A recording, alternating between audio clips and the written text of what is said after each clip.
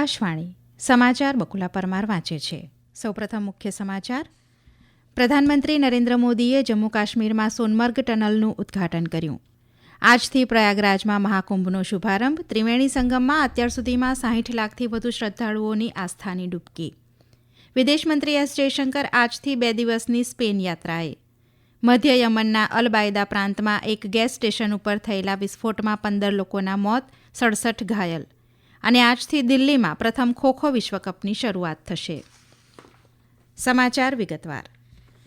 પ્રધાનમંત્રી નરેન્દ્ર મોદીએ આજે જમ્મુ કાશ્મીરમાં સોનમર્ગ ટનલ પ્રોજેક્ટનું ઉદ્ઘાટન કર્યું અને આ ટનલના માર્ગનું નિરીક્ષણ કર્યું.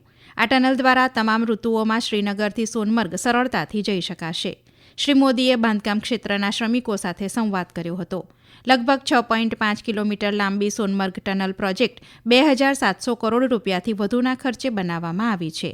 સોનમર્ગ ટનલથી ગાંદરબલ જિલ્લાના ગગનવીર અને સોનમર્ગ વચ્ચેનું અંતર ઘટીને માત્ર 20થી 25 મિનિટ થઈ જશે અને સમગ્ર વર્ષ દરમિયાન રોડ માર્ગે લડાખ જવામાં સરળતા રહેશે. આ ટનલના કારણે ભૂસ્ખલન અને હિમશિલાથી અસરગ્રસ્ત રોડને બાયપાસ કરીને વ્યૂહાત્મક રીતે મહત્વના લડાખ પ્રાંત સુધી વિના વિઘ્ને પહોંચી શકાશે. ટનલના કારણે સમગ્ર વર્ષ દરમિયાન સોનમર્ગ પ્રવાસન ચાલુ રહેશે, જે શિયાળુ પર્યટન, એડવેન્ચર સ્પોર્ટ્સ અને સ્થાનિક લોકોની રોજગારીને પ્રોત્સાહન આપશે. આ પ્રસંગે કેન્દ્રીય માર્ગ અને પરિવહન મંત્રી નીતિન ગડકરી, લેફ્ટનન્ટ ગવર્નર મનોજ સિંહા અને મુખ્યમંત્રી ઓમર અબ્દુલ્લા ઉપસ્થિત રહ્યા હતા. પ્રધાનમંત્રી નરેન્દ્ર મોદી આવતીકાલે મિશન મોસમનો પ્રારંભ કરાવશે, જેનો ઉદ્દેશ દેશને હવામાન માટે તૈયાર કરવાનો અને આબોહવા પ્રત્યે સ્માર્ટ રાષ્ટ્ર બનાવવાનો છે. આ મિશનનો ઉદ્દેશ અત્યાધુનિક હવામાન દેખરેખ તકનીકો અને પ્રણાલીઓ વિકસાવીને ઉચ્ચ કક્ષાના વાતાવરણીય અવલોકનો, આગામી પેઢીના રડાર અને ઉપગ્રહો અને ઉચ્ચ પ્રદર્શન કમ્પ્યુટર્સનો અમલ કરવાનો છે. શ્રી મોદી આવતીકાલે નવી દિલ્હીમાં ભારતીય હવામાન વિભાગના 150મા સ્થાપના દિવસની ઉજવણી પ્રસંગે મિશન મોસમની શરૂઆત કરાવશે. તેઓ આબોહવા સ્થિતિસ્થાપકતા અને આબોહવા પરિવર્તન અનુકૂલન માટે IMD વિઝન 2047નો દસ્તાવેજ પણ બહાર પાડશે, જેમાં હવામાનની આગાહી, હવામાન વ્યવસ્થાપન અને આબોહવા પરિવર્તન શમન યોજનાઓનો સમાવેશ થાય છે. શ્રી મોદી તેમની મહારાષ્ટ્રની મુલાકાત દરમિયાન બુધવારે મુંબઈના નેવલ ડોકયાર્ડ ખાતે 3 ફ્રન્ટલાઇન નૌકાદળ લડાયક જહાજો INS સુરત, INS નીલગિરી અને INS વાઘશીરને તેમના કમિશનિંગ પ્રસંગે રાષ્ટ્રને સમર્પિત કરશે. 3 મુખ્ય નૌકાદળ લડાયકોનું કમિશનિંગ સંરક્ષણ ઉત્પાદન અને દરિયાઈ સુરક્ષામાં વૈશ્વિક સ્તરે ભારતને પ્રથમ હરોળમાં મૂકવાના દૃષ્ટિકોણને સાકાર કરવા તરફ એક મહત્વપૂર્ણ પગલું દર્શાવે છે.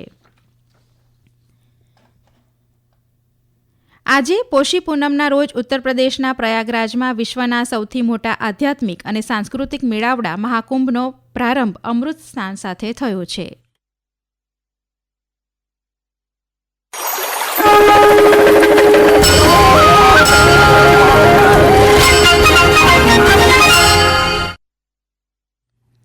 લાખો ભક્તો અને યાત્રીઓ અને મુલાકાતીઓ ગંગા, યમુના અને સરસ્વતી નદીના સંગમ ત્રિવેણી સંગમ ખાતે આવેલા વિવિધ ઘાટ ઉપર પવિત્ર ડૂબકી લગાવી રહ્યા છે. કુંભ મેળો 26મી ફેબ્રુઆરીના રોજ મહાશિવરાત્રી સુધી ચાલુ રહેશે. છેલ્લા અહેવાલ પ્રમાણે 60 લાખથી વધુ ભાવિકોએ સંગમમાં પવિત્ર ડૂબકી લગાવી હતી. પ્રસ્તુત છે અમારા પ્રતિનિધિનો અહેવાલ. पौष पूर्णिमा के पावन अवसर पर आज महाकुंभ के पहले दिन संगम के तट पर बनाए गए विभिन्न घाटों पर पवित्र स्नान के लिए श्रद्धालु बड़ी संख्या में पहुंच रहे हैं. अमृत स्नान का यह क्रम लगातार जारी है. प्रयागराज में देश के कोने कोने से तो श्रद्धालु और तीर्थयात्री पहुंच ही रहे हैं, वहीं विदेशी पर्यटक भी विश्व के इस सबसे बड़े आध्यात्मिक और सांस्कृतिक समागम में देखे जा रहे हैं. वहीं श्रद्धालुओं के उत्साह की बात करें तो इस महाकुंभ को लेकर वे काफी उत्साहित हैं. इसमें हर उम्र के लोग देखे जा रहे हैं, चाहे वह महिला हो, युवा हो या बुजुर्ग हो, सभी प्रफुल्लित और उत्साहित नजर आ रहे हैं. મહાકુંભ માટે 7 સ્તરીય સુરક્ષા વ્યવસ્થા ગોઠવવામાં આવી છે. પોલીસે પાણીની નીચે ડ્રોન અને AI સક્ષમ કેમેરા સહિતની આધુનિક ટેકનોલોજીનો ઉપયોગ કર્યો છે. ભારતીય રેલ લાખો શ્રદ્ધાળુઓને પ્રયાગરાજ લાવવા અને લઈ જવા માટે 3300 વિશેષ ટ્રેનો સહિત 10,000થી વધુ ટ્રેનોનું સંચાલન કરી રહી છે. પ્રધાનમંત્રી નરેન્દ્ર મોદીએ આજે પ્રયાગરાજમાં મહાકુંભના શુભારંભ પ્રસંગે દેશવાસીઓને શુભેચ્છાઓ પાઠવી છે. સોશિયલ મીડિયા પોસ્ટમાં પ્રધાનમંત્રીએ મહાકુંભને ભારતીય મૂલ્યો અને સંસ્કૃતિમાં માનતા કરોડો લોકો માટે વિશેષ દિવસ ગણાવ્યો હતો. આ સમાચાર આપ આકાશવાણી ઉપરથી સાંભળી રહ્યા છો. આ સમાચાર આપ અમારી YouTube channel AIR news Gujarat ઉપર પણ સાંભળી શકશો. વધુ સમાચાર માટે અમારી વેબસાઇટ newsonair.gov.in/gujarati અને અમારા એક્સ હેન્ડલ AIR_news_ABAD ને ફોલો કરશો.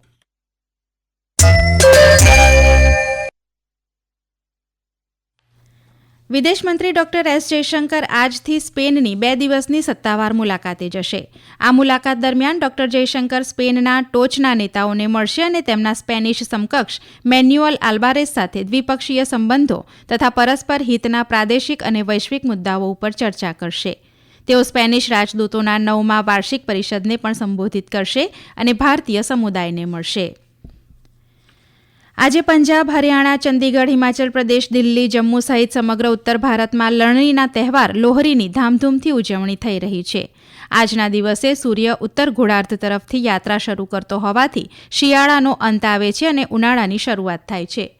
રાષ્ટ્રપતિ દ્રૌપદી મુર્મુ, ઉપરાષ્ટ્રપતિ જગદીપ ધનખડ અને લોકસભાના અધ્યક્ષ ઓમ બિરલાએ દેશવાસીઓને આજે લોહરીની શુભેચ્છાઓ પાઠવી છે. તેમણે આવતીકાલે ઉજવવામાં આવનારા મકરસંક્રાંતિ, પોંગલ અને માઘ બિહુ તહેવારો માટે પણ શુભેચ્છા પાઠવી છે. ગૃહમંત્રી અમિત શાહે આનંદ અને ઉત્સાહના તહેવાર લોહરીની દેશવાસીઓને હાર્દિક શુભેચ્છાઓ પાઠવી છે. સોશિયલ મીડિયા પોસ્ટમાં શ્રી શાહે આ તહેવાર દરેકના જીવનમાં ખુશી અને સમૃદ્ધિ લાવે તેમ કહ્યું છે. મધ્ય યમનના અલ-બાયદા પ્રાંતમાં એક ગેસ સ્ટેશન ઉપર થયેલા વિસ્ફોટમાં 15 લોકો માર્યા ગયા છે અને 67 લોકો ઘાયલ થયા છે. આરોગ્ય અધિકારીઓએ આ માહિતી આપી હતી. હુથી બળવાખોરો દ્વારા સંચાલિત આરોગ્ય મંત્રાલયે એક નિવેદનમાં જણાવ્યું હતું કે આ વિસ્ફોટ શનિવારે બાયદા પ્રાંતના જહેર જિલ્લામાં થયો હતો. મંત્રાલયના જણાવ્યા અનુસાર વિસ્ફોટમાં ઘાયલ થયેલા 67 લોકોમાંથી 40 લોકોની હાલત ગંભીર છે.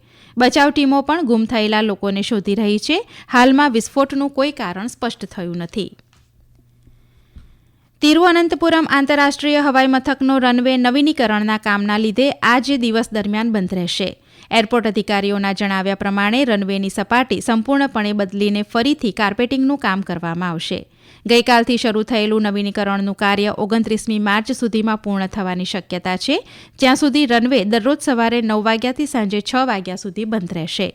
આ સમયગાળા દરમિયાન વિમાન સેવાઓના સમયમાં ફેરફાર કરવામાં આવ્યો છે અને સંબંધિત એરલાઇન્સ મુસાફરોને નવા સમય વિશે માહિતી આપવામાં આવી રહી છે.